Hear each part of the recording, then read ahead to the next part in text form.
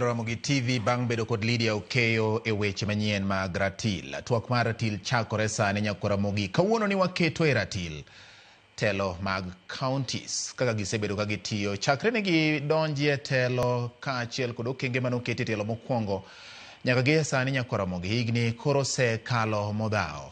Wan ka kod wenda an gi wendo na mayudore e studio marwa ma Kisumu. Mabende nobedo speaker mar county ma Kisumu Onyango Oloo en kod wachiel kachiel Twak nyako Ramogi otieno ma kawuono. Kopogore kod Onyango Oloo wantiere studio marwa ma Kisumu dhi wuoyo kode kendo wago kode mbaka ratil. Ma kawuono an kod wendo na ka iluongo ni Odoyo Odara nobedo MCA ma Kwa Ward e county ma Migori. Kasto an koda Dr. Hamilton Orata mabende ne obedo jalup governor mar county ma Homa Bay e kinde telo mokwongo. E thuolo ni nyako Ramogi ena modarwa gini machiegni e Twak mar ratil kawuono kawang'iyo weche mag counties e ratil nikech magi e mise mane katiba manyien ma oganda ncho ingo higni 15 mare ni obiro godo mare no ni chenro mag dongruok ochopo machiegni gi jopiny. To bende chenro go osechopo machiegni gi jopiny adier koso gin chenro mane andika to tich minyalo wachi pod yulo ang'o ma nyaka tim.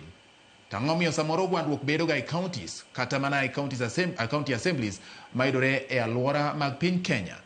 Ang'o ma inyalo timore kata ang'o minyalo tim mondo resma japiny oyud dongruok. Machiegni nyinga en George Bati ma en ratil chakore sani. Chiel kachiel machiegni nyaja duong' Dr. Hamilton Orata. Erokamano George mosiepna. Waget record straight okan Dr. Orata asomo to pokaya bedo doctor. So an Orata. Erokamano amoso Ramogi joma winjowa. Joganda mawinjowa wadwoko ne gero kamano wageno ni twak mag kawuono biro medo konyo mondo omed konyo devolution kaka gima loko ngimawa. Erokamano nya machiegni ahinya Odoyo Odara. Anno ka ifwani ka kod Odoyo die nyama ja marabiko. Erokamano ahinya Bati.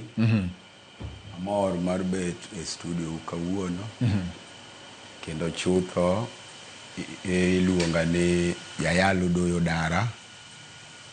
An MCA manosetiyo Kwa Ward kendo gisani ane jakom mar MCS manosetiyo e Migori County. To bende atelo ne kanisa miluongo ni Cristo Church of Evangelistic Ministry. Thank you. Erokamano. Erokamano ahinya e studio ma Kisumu jaduong' Onyango Oloo ka oponi ang'eni koro duondi osebedo maliw kendo iwinja. Machiegni ahinya thuolo ni mari mondo imbire bufai ni nyako Ramogi ajwang' mondo wachak twak marwa mang'iyo counties ma piny Kenya. Erokamano ahinya George.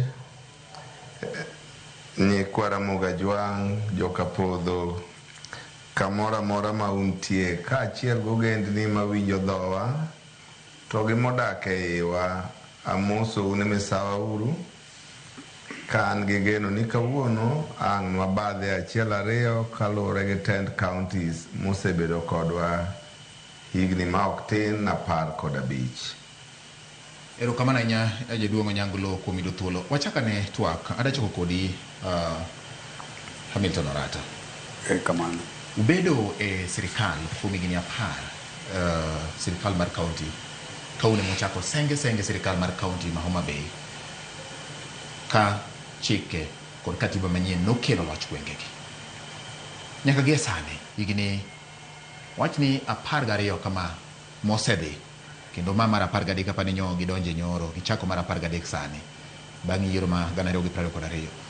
En ang'o minyalo wachi ni osetimore be mae kama winjo bed ni counties bed nikech gidongo be mopogore ang'o minyalo wacho loch gwenge kata telo mag loch gwenge. Kapok wawuoyo wach devolution en thuolo makende sasa mwawuoyo wach sirikand gwenge nyaka wapar kaka sirikand gwenge nobiro ma waduoko ne His Excellency Raila Amolo Odinga erokamano maduong' kuom kelo sirikand gwenge nikech mane moloko ngima ogandawa. Sirikal mokalo mane nitie machon mane ne Nairobi ka ne okong'e thurwa gini thurwa ne ni chien thurwa no dong thurwa ne onge ng'a paro. Kase wacho mano to gimiluongo ni sirikand gwenge oseloko piny. Okoloko Kaluo kende oloko Kenya te. Pesa biro nwa kato biro mathin kato biro makidam to biro makoro jok matiyo kode wan wachako devolution ka onge ng'ama no hand nwa over, onge ng'ama nwa dhire, onge ng'ama no ng'e, nwa chake ka wan ji ariyo ku omiuni katiba wacho ni tiuru, county biro chake uru. Miyo nwa chako county, to gima ng'eyo ni wabiro dhi into details, to county to osekelo lokruok e gwenge wa ma ok en kaka samane katiba manyien obiro. Orara utie county assemblies. County assembly gin mise mage koso pod gin bende ginyalo bedo gi pek makamage. Sama counties government osechakore to kel alai manyien mar loso chike. Be paro ni magi gin achiel kuom gik minyalo kwan gi sani osechopo dwaro mar dongruok mag kor gwenge kata devolution. Ero kamano George Bati. Dawach ni nyaka ne devolution chakre ma wabed gi county assembly. Chutho county assemblies ose kelo lokruoge mathoth e ngima jopiny. Kata ok gisetiyo 100%, but ariwora kod governor ne devolution to ose kelo konyruok ahinya ne jogewa mane samoro nitie gik mathoth mane ok nyali chopo ne japiny.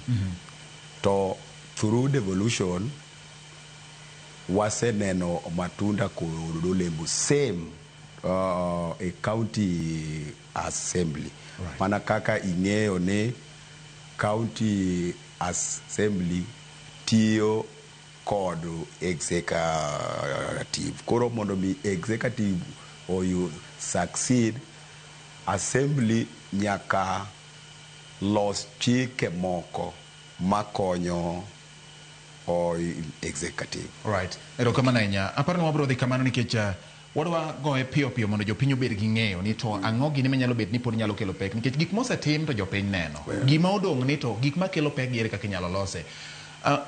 Adhi mano bedo speaker mar county ma Kisumu Onyango Oloo.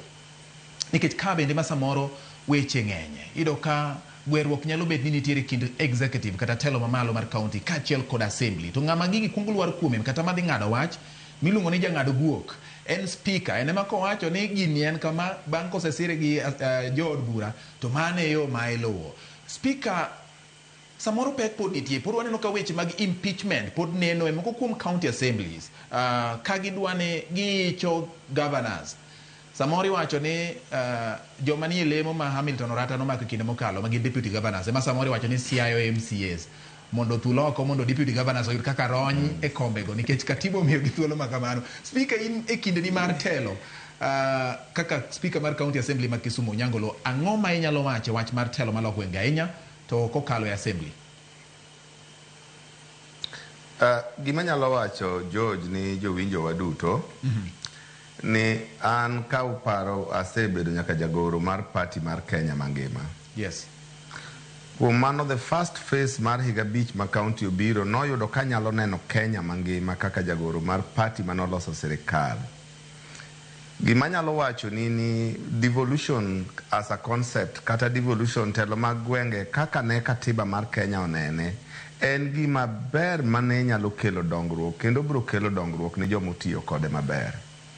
Weche ariyo kata adek manitiere king'iyo maber ni e gwenge ma ok gwenge makaluo ka devolution tiyo kendo kelo dongruok kendo inyalo neno misiem na achiel ariyo adek osewilore gi kane pod waonge devolution. Te gwenge wa makaluo gi gwenge moko ariyo adek bende wan gi jasigu ariyo momiyo devolution ok timre. Mokwongo en mibadhi, mar ariyo en telo mar party ma oloso sirikal mag gwenge. Kaluwo ni maendi gi weche mipenjo mag assembly. Yes.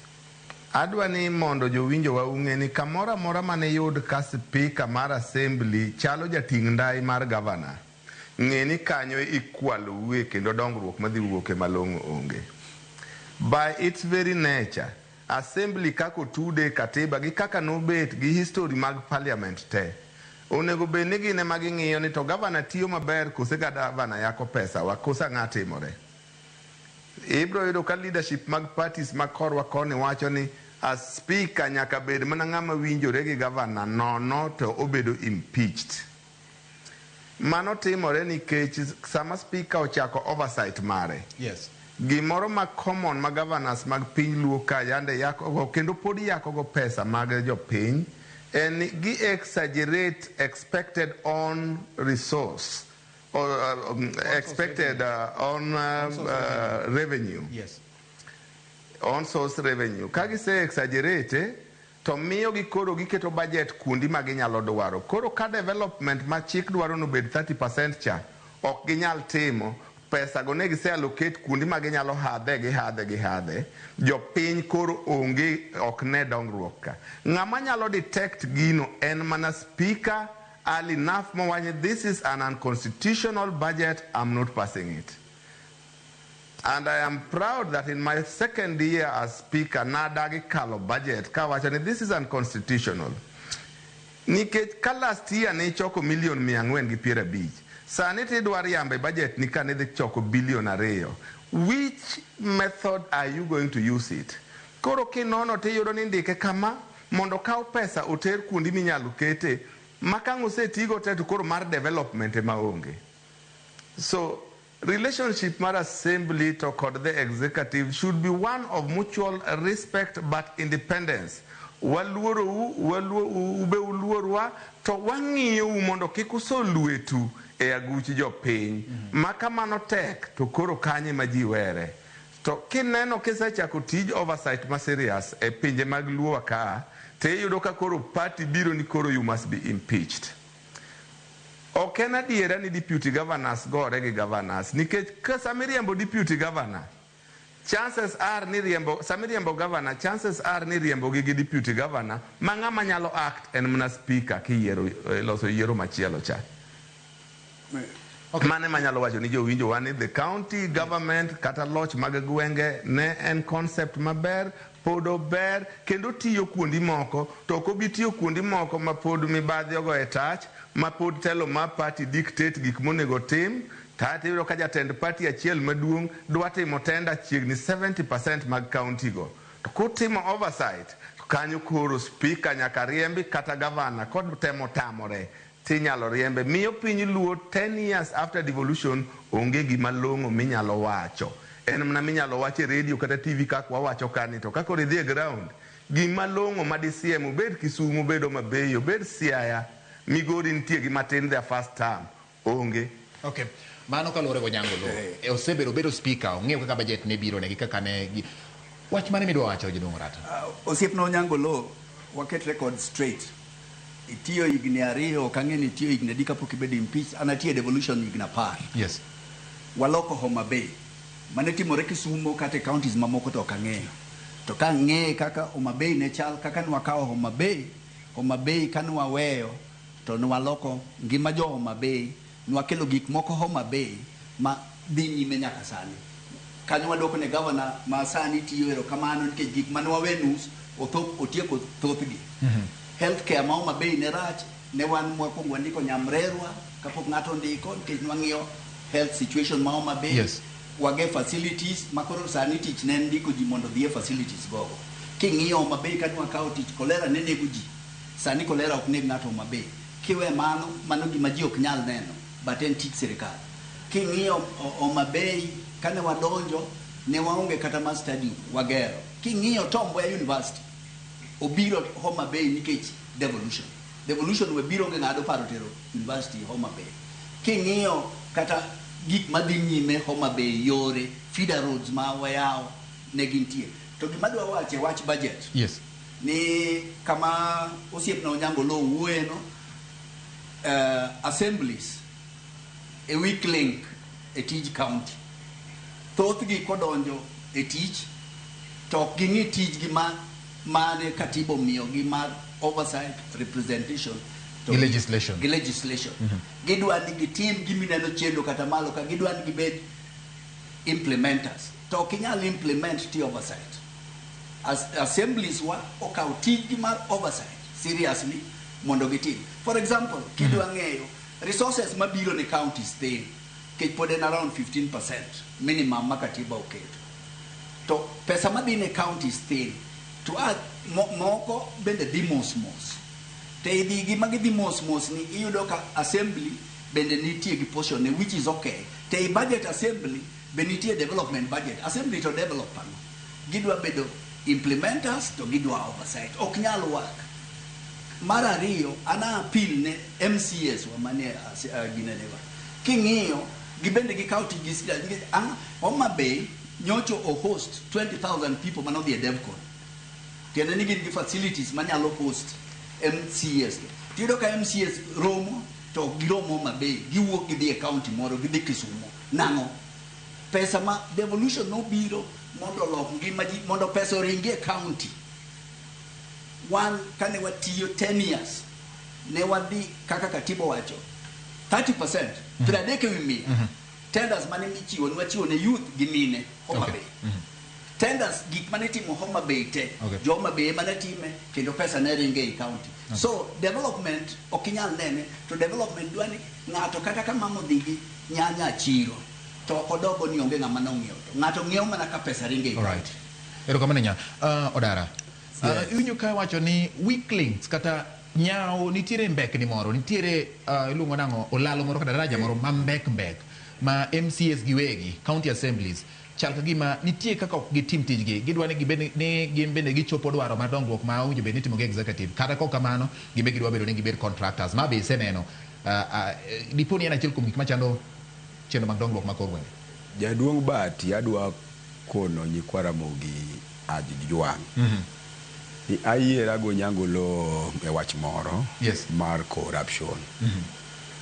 Kidwa gima nego devolution to en corruption. And oko chakore e county assembly.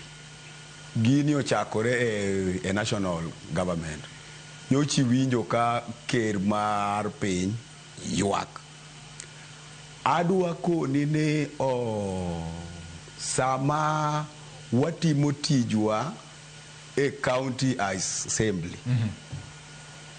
To nitiere samoro michuni ginga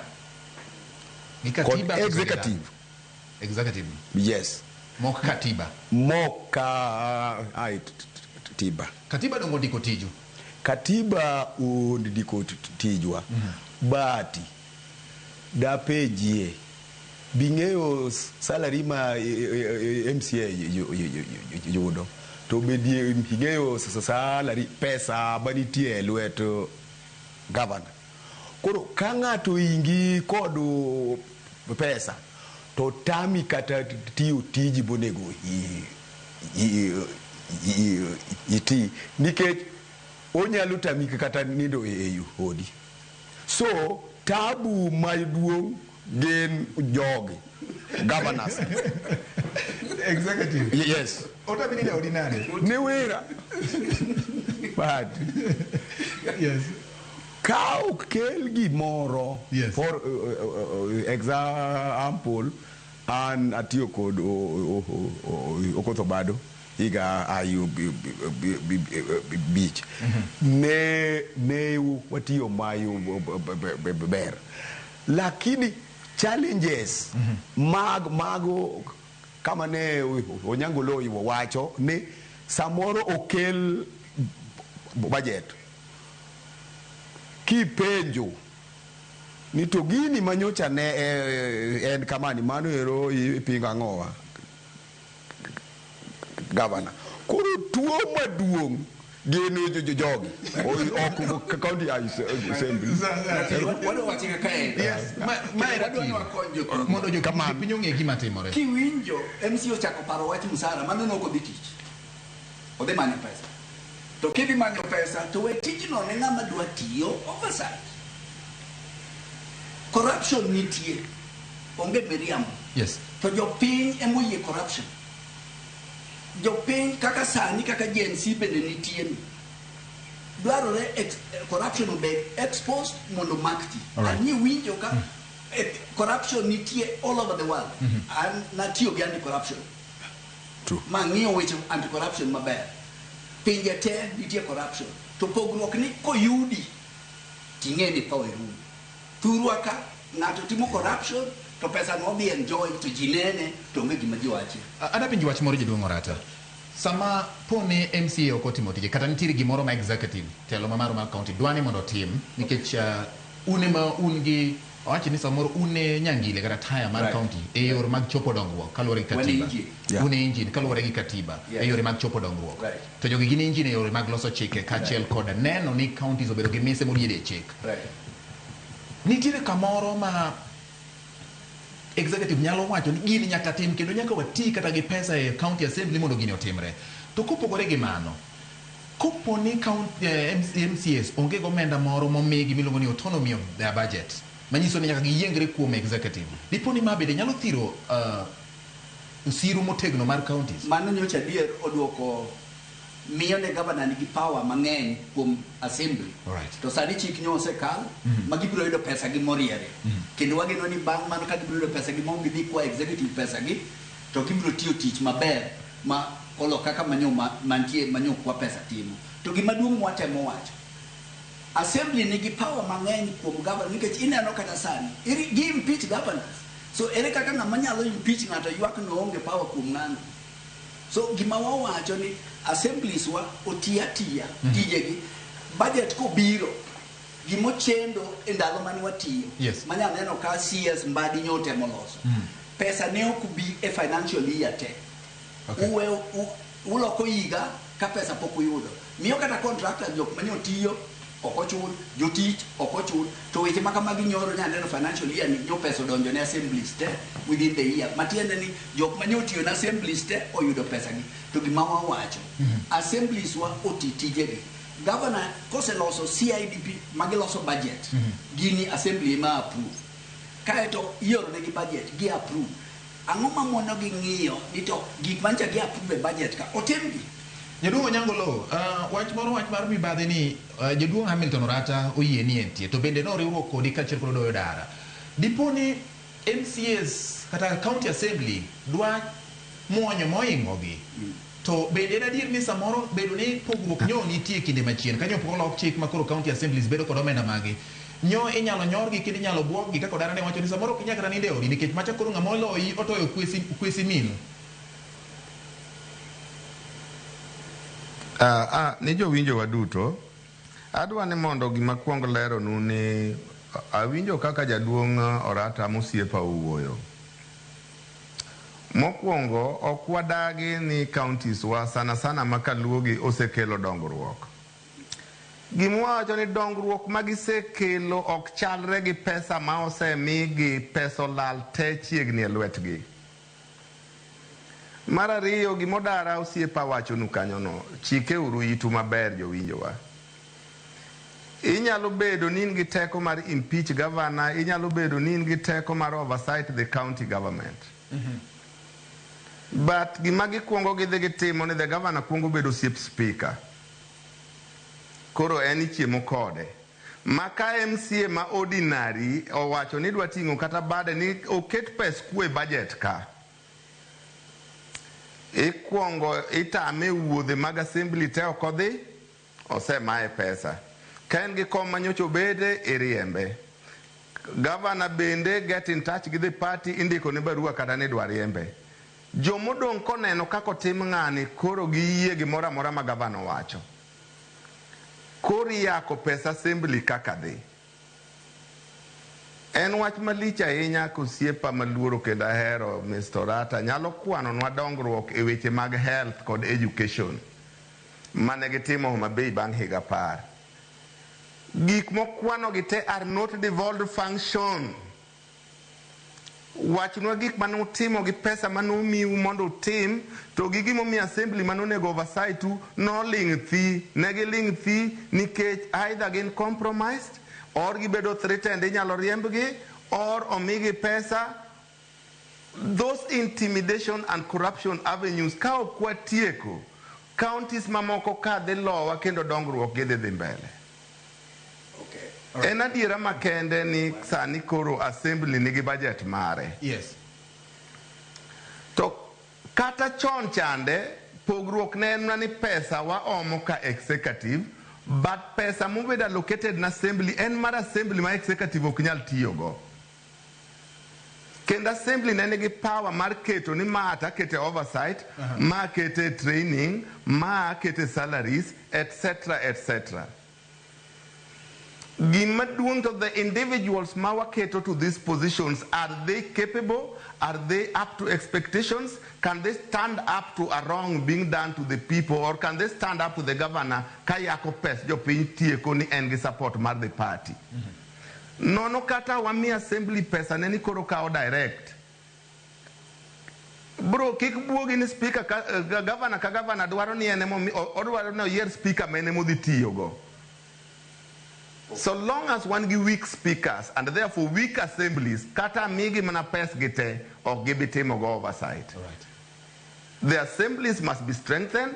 The speakers, what 10-year-old men and women of substance can stand up and kawatek to watch omnani peni kata ye kata gwetao. All right, no, not 20 years into devolution.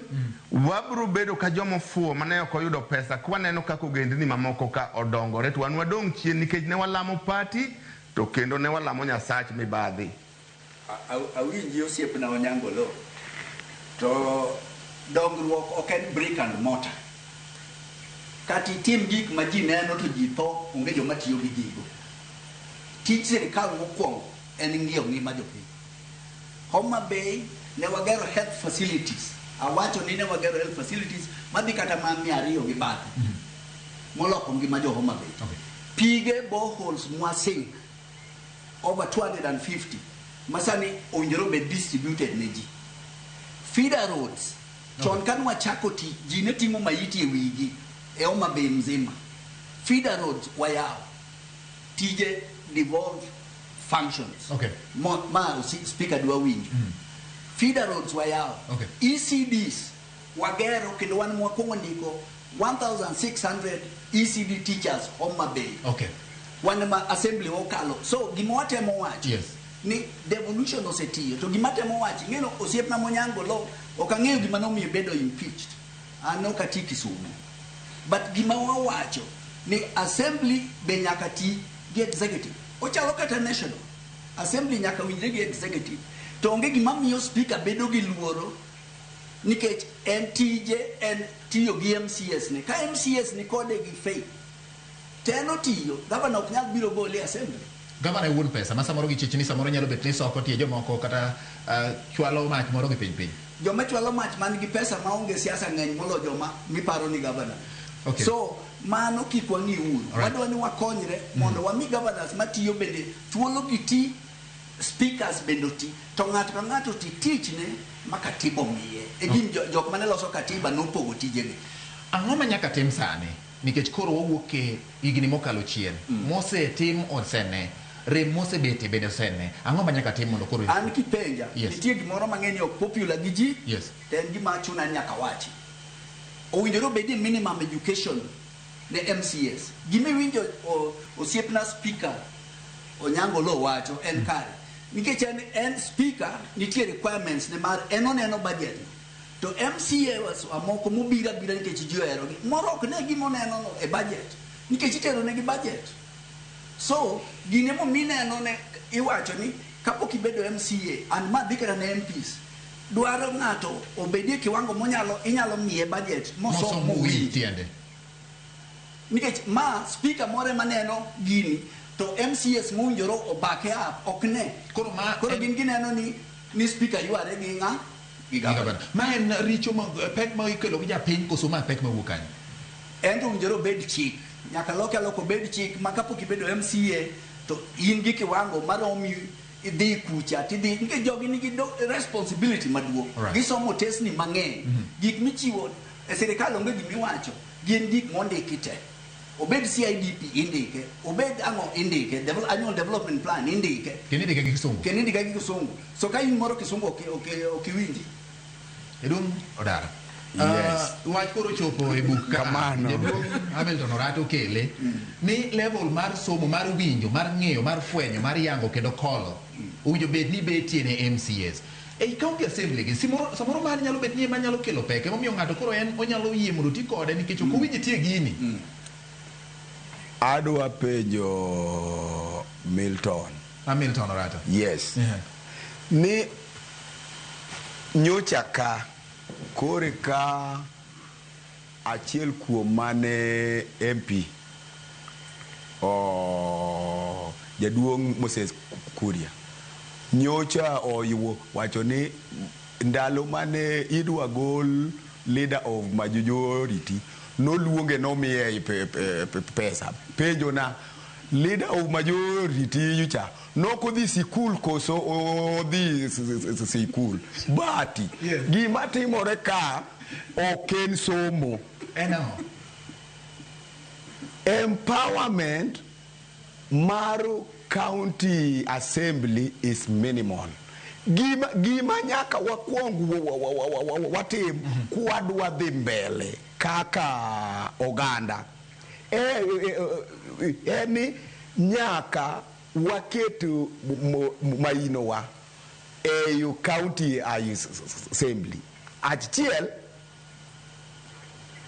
bati wang'adi kanyo dara. Yes. Keto maino ne imiyo ng'ato ma samoro kwinji tiend gimimiye kuom ranyisi. Mane gimane jaduong' Hamilton Orata wacho ni samoro yes idwa ket maino ero koro ket maino ng'ama ikelo ne maino ni en ng'ama kwinj samoro gima winjo bed ne timo gi maino miketo manyalo konyo nano adwa koni ni ibiro yudo ni e county assembly ji adek kata ariyo emoko nyal winjo wach bayo jejet to majority ma bende ema katiba omiyo teko to winjo gini loud and clear but nikech odigi okinyal chung e mbele gari inyalo maini yore tek kata ibed gi masters apar koro tabu manitie ni corruption nyak tiek mokwongo. Jaduong' Onyango Oloo, wach mar comprehension kata weche mag winjo tiend gik matimore e weche mag ng'iyo gima winjo bed ni timo. Iparo ni ma nyalo kelo pek ahinya mondo ka oponi kaka jaduong' Hamilton Orata ne wacho ni ket kiwango kata rageng' moro kata rapiedhi moro ni koro ichopo kata koro inyalo bedo MCA inimuni bedo speaker samoro ni tudori gi MCS e yo malach ahinya kata ka koro ichiwo achiel kuom oboke miyudo kaka speaker gallery mondo ochop ne komiti mopogore opogore ma bende pek mineno ka samoro jopiny nyaka koro ng'iye ni to ng'ama wayiero madhi losonwa chike kata madhi chung'nwa assembly ka bende en ng'ama oromo kaluwore kod rang'iny mar somo. Erokamano ni jowinjo waduto mokwongo waler wach achiel kapok aduoko wach ni osiepa kendo migosi Orata wach mar impeachment mara is not up for discussion to ka ok ing'eyo court of appeal nose clear that it was illegal so kik obed part of discussion maka. Mar ariyo kakora duoge wach ma osiepa George Bati openjo. Yes. Wayiere uru ni nyaka National Assembly wan gi joma riek, joma diere gi joma ok odhi skul. Asbedo speaker ma county assembly ma Kisumu. Kendo sama nabiro naparo na assembly ni MCA gi iyiera joma ofuwo galilo. Naromo gi men and women mamoko somo moloya. To naromo gi jomoko maonge somo to winjo nigi ni malo makimiye time to explain ni gimoro mabuogi. To naromo gi jomo somo mafuwo be mapok ayudo ng'ama odhi sikul to fuwo kamano. Gima duong' e thurwa ka ok en somo dani somo miyo wabedo gi good leaders professors motelo nwa di koro leaders ma ji dhi mna neno gik magitimo. Gima important is the integrity of the leader. Obed MCA, obed governor, obed deputy governor, ben a man of integrity manyalo stand up ni gima wacho ni ka katek to kura weyo gi ka. Nikech I stand up for what I know is right for myself kendo right for the people. Okay. Bedwa bede gi chuo gi mine motegno manigi mise motegno e gorruok gi mibadhi makata nikech e county mangima ng'ama nigi capacity mar miyo ji asoya gi compromising the assembly and mana the governor and the executive as a whole. Koro sama wawacho weche mibadhi, kik wawach ni wadwa donje wang' ng'ato, wawach ni wadwa loso thurwa. Okay. Ni the executive mondo tim gima ne chik owacho ne mondo tim okel dongruok ni jopiny ka en gi pek to wach gimomiyo en gi pek. Okay. To kik wadhi e weche moko kia ni MCS ok osomo, kia ni MCS otimore nadi. An nawega ni somo ni kare is synonymous gi leadership. Leadership has nothing to do with the somo. It has everything to do with integrity and caliber mar the individual motelo. Correct. Okay. Mano kaluwore gi Onyango, yes. Osiepna Onyango, apologies ma kelo no. To asekwayi ng'oni ng'ama osiepna ng'e kumare. Okay. To wach somo to kwa BSK. Okwadwa populist. Ing'eni wach somo en budget. Budget. Nitie jok ma jowadgi ma pimo ne gima nie budget. Nikech ok onyal some mowinji. An gadieri nitie jomo somo mo ofuo, ok awach ni ng'amo ok osomo ofuo. Kwerewa ne ok osomo to giketo ginyuolo wuonewa ma gikelowa. Gima wawacho en kama wawuoye wach budget. Ni ka MCS owinjo tie budget. Mong'e ni ward na budget ondiko ni dhi timie gino. En tich ne ng'iyo ni ka gino ok otim to ok otim nang'o. Mano gima wawacho. Okay. To e kalatese gi nyaka ng'ato kawe masome mok ng'ate masomo to pimone. Kigo mbaka to ng'ato ka ng'ato nyalo winjo kati somo kata kisomo, samigo mbaka tiwinjo. To sama koro idwaro tich mikawo kalatasi omiyi budget ni ng'ato ka ng'ato mondo ong'i mondo ong'i kama kamiwacho ni executive kete mibadhi ei budget. Jowadwa manodore ng'ama some. Alright. Watiekuru Twak, ang'o manyaka timo dara? Ibede county assembly, ang'o manyaka tim mondo ywaruok manyalo bedo kind county assembly gi executive kata telo mamalo mar county kik bedie mondo japiny oyud nikech gini okele ne japiny. Kamano. Kawatieko. Achiel bati namor kane president sign into law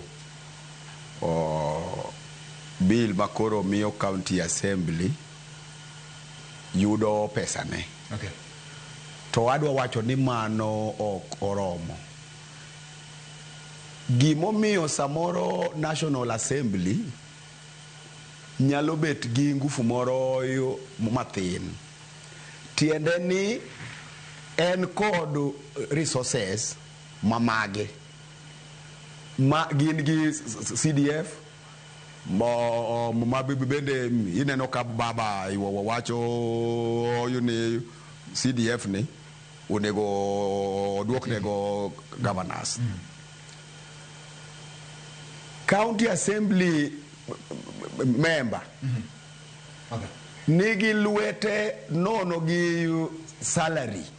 Koro mondo mi tiek tuo ni nyaka wakel ward development fund. Okay. Mano kaluwore kode. Wach ni mogiko jaduong' Orata mana second ariyo kama. An wach na mogik. Yes. Ni wakwani MCS otim tich ma katibo miyogi. Ka gitimo tich ma katibo miyogi, gin gi thuolo mar oversight executive. Right. And gima nyalo wacho ni ka giyie to gi sami budget ka ng'at MCA ka MCA ong'iye owinje mondo giket governor oti kaka budget dwaro. Erokamano. Jaduong' Onyango, wach ni mogik kawatieko second mok tin ne apar. Erokamano ni nyikwa Ramogi Ajwang' kamoro amora ma untie. Gima nanyalo wacho ni counties ne en paro maber manobironwa to watem wabeduru jogo manyalo timo gimiluongo ni social audit kamoro amora ma wantie. Tene japiny kama intie ibe nyalo neno gimarach mikwere.